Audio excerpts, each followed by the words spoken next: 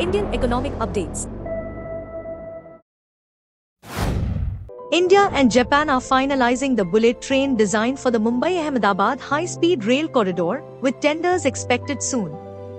The bullet trains will be modified to suit Indian conditions, with enhancements like increased luggage capacity, the ability to operate in temperatures exceeding 50 degrees Celsius, and dust-resistant features. Seating arrangements may also be adjusted. Over 50% of civil work on the corridor, spanning Gujarat, Maharashtra, and Dadra and Nagar Haveli, is complete, with rail welding starting in Gujarat. India is also focusing on indigenizing bullet train production, with the integral coach factory tasked with manufacturing trains capable of speeds up to 280 km per hour. The first units are expected by 2026, featuring modern amenities.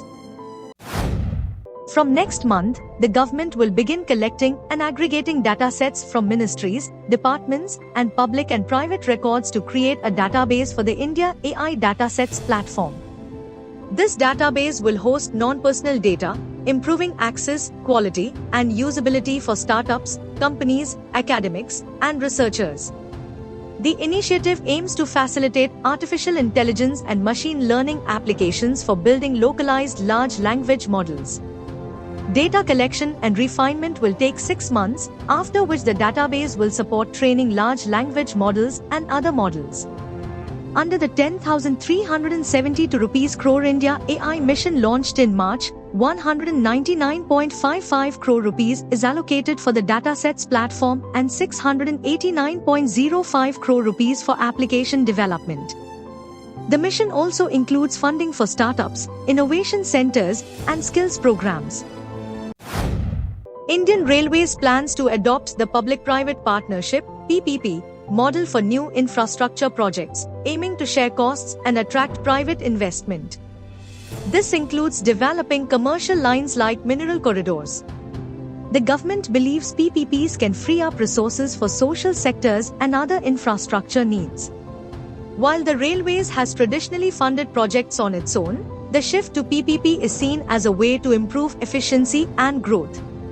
Key projects, including energy, mining, and cement rail corridors, will be developed under this model, estimated to cost over 5.25 lakh rupees crore by 2031. Additionally, Railways plans to lease out vacant land and redevelop stations to improve passenger amenities and generate revenue. The Reserve Bank of India has warned that it will impose stricter regulations on unsecured lending if banks and finance companies do not improve their practices. In its latest banking report, the RBI called on lending institutions to prudently manage unsecured exposures to avoid systemic risks.